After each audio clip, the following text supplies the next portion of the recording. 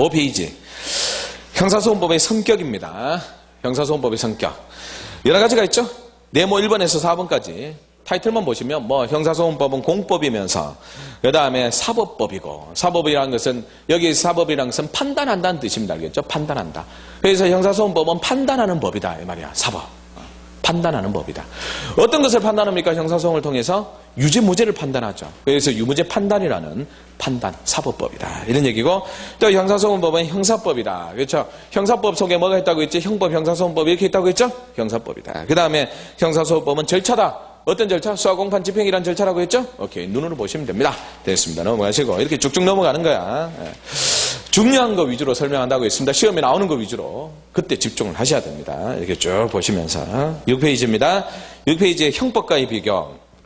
간단하게만 얘기하겠습니다. 이것도 형법에는 특징이 뭐라고 했지? 여러분들 형법 시간에 배우는 윤리적이면서 도덕적이다. 왜 형법이 윤리적이면서 도덕적입니까? 우리가 형법을 공부하는 순간 많은 범죄에 대한 지식을 가지고 있겠죠. 야, 이런 범죄는 나쁜 짓이고 그걸 하면 어떤 형벌에 간다는 것을 머릿속에 뭐가 됩니까? 저장되고 알게 됩니다. 그러면 그러한 것들을 아는 순간 그걸 하려고 합니까? 안 하려고 하겠습니까?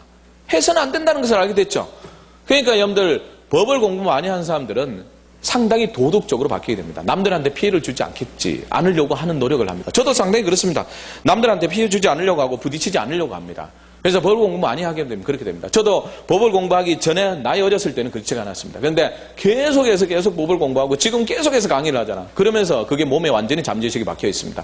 그래서 피해 안 주려고 하고 범죄 안 하려고 합니다. 그래서 예전에 제가 공부하기 전에 주로 했던 범죄들은 방화, 살인, 강도 이런 거였습니다만 농담입니다. 그런데 이제 하면서 그게 바뀌었다는 거죠. 이런 게 있죠. 여러분들이 이제 나이 어렸을 때 어떻습니까?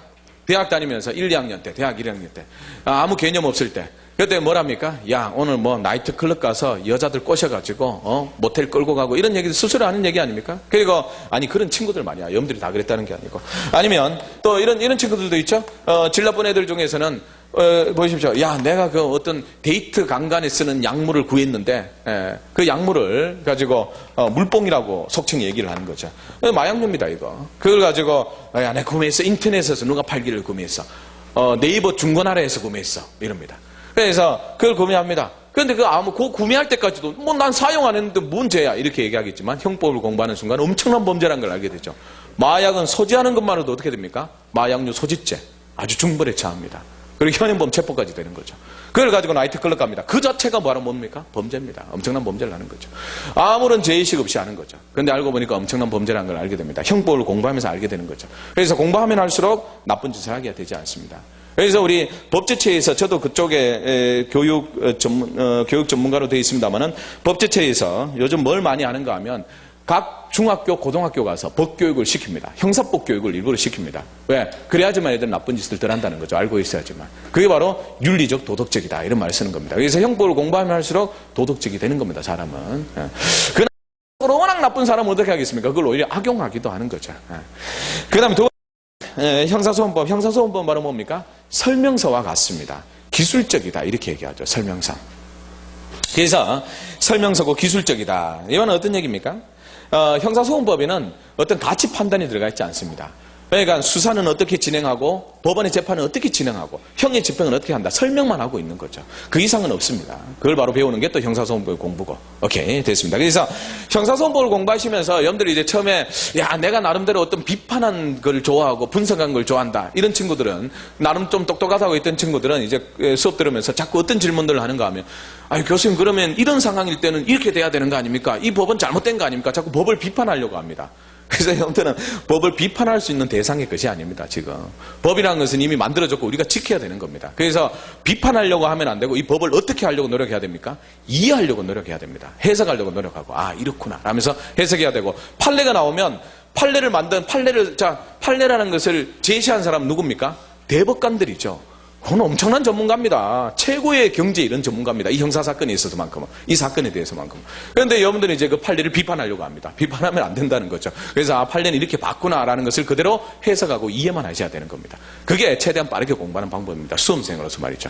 그런 비판은 누가 하는가 하면 학자들, 즉 교수들이 하는 겁니다. 교수들이 논문을 통해서 발표하는 거죠. 이 법은 잘못됐고 이 판례는 문제가 있다. 판례 평석을 통해서 발표하는 거고.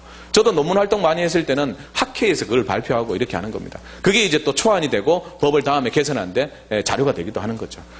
그런 역할을 하는 게 아니고 여러분들은 수험생이니까 그대로 이해를 하시면 되는 겁니다. 받아들이는 거죠. 설명서처럼. 그걸 바로 기술적이다. 이렇게 얘기하는 겁니다. 됐습니다. 그다음 그 밑에 얘기 민사소송법과의 비교 이렇게 됐죠? 자, 민사소송법 민 동그라미 하시고 그 다음에 민사소송법 뭐라고 되어 있죠? 평균적 정의라고 했죠? 그래서 평 동그라미 하시고 민평 이렇게 이게 뭔 얘기인가? 그 다음에 두 번째 점 형사소송법은 배 이랬습니다. 형 동그라미하고 배 동그라미하고 그렇게 표시만 하십시오. 그래서 형배 민평 이렇게입니다. 아니 선생님 그럼 평균적 정의는 뭐고 배분적 정의는 뭡니까? 자, 평균적 정의라는 것은 모든 사람에게 균등하게 정의 실현하는 겁니다. 똑같은 기회를 주는 거죠. 그게 바로 평균적 정의입니다. 예를 들어서 우리 이제 지금 5세 미만인가 이렇죠? 아마 정확하게 제가 기억이 잘 나지 않습니다만은 5세 미만자 친구들한테는 어떻게 합니까? 모든 사람에게 무상교육을 하고 있죠, 요즘. 무상교육이야. 그래서 유치원, 어린이집 무상교육입니다. 매달 얼마씩 다 누구에게나 주어집니다. 아니면 예전에 허경영 알죠? 허경영이가 이런 얘기했죠. 전에 야 제가 대통령이 되면 전 국민에게 얼마를 지급하겠다 뭐 이런 말도 안 되는 얘기합니다. 그게 좀 더 우리 세금인데. 그러니까 그런 얘기를 했습니다. 그런 것들 바로 뭐라고 합니까? 누구에게나 똑같이 정의 실현하는 것을 평균적 정의다 이렇게 얘기합니다. 자, 그러나 거기에 반해서 배분적 정의라는 것은 뭔가 하면 돈을 많이 가진 사람한테는 세금을 더 걷습니다. 그리고 수입이 적은 사람은 세금을 적게 걷습니다. 그걸 바로 뭐라고 합니까? 배분적 정의다 이렇게 얘기하죠. 그렇다면 우리 형사법은 뭔가? 그 밑에 박스입니다. 형사법은 바로 배분적 정의입니다. 왜 형사법은 배분적 정의입니까? 자, 그림을 보십시오. 누구하고 누구의 대결입니까? 검사하고 피고인의 대결입니다. 이거는 싸움이 누가 이깁니까? 무조건 검사가 이깁니다. 그래서 법원은 누구에게 유리하게 해야 됩니까? 피고인에게 유리하게 판단해야 되죠. 그걸 바로 뭐라고 한다? 배분적 정의 이렇게 얘기하죠.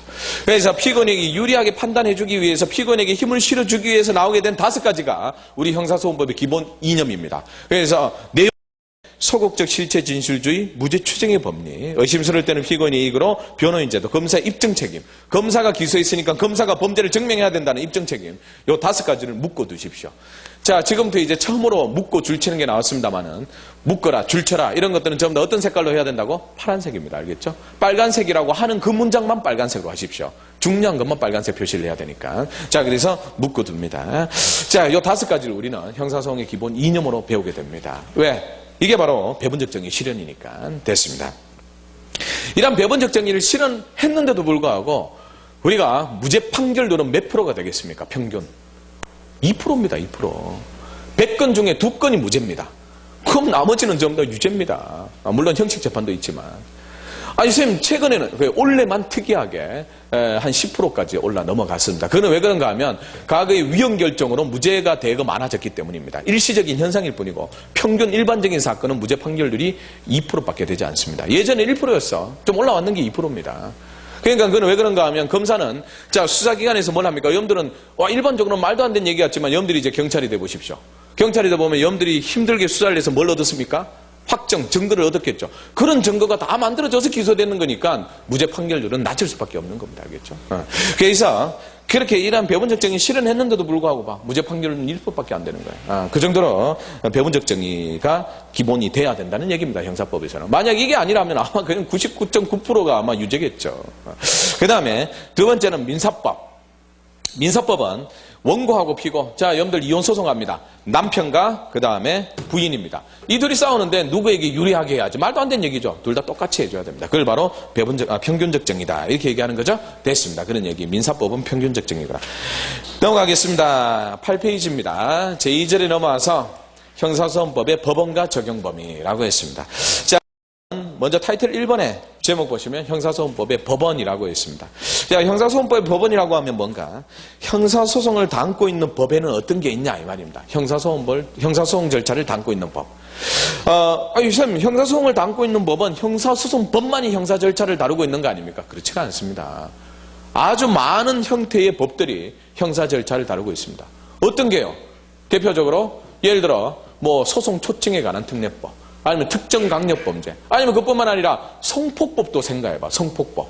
성폭력 범죄를 다루고 있는 성폭법. 그래서 많은 특별법은 형사 절차에 관한 내용을 다루고 있죠. 적결심판 절차법 이런 것도 마찬가지고.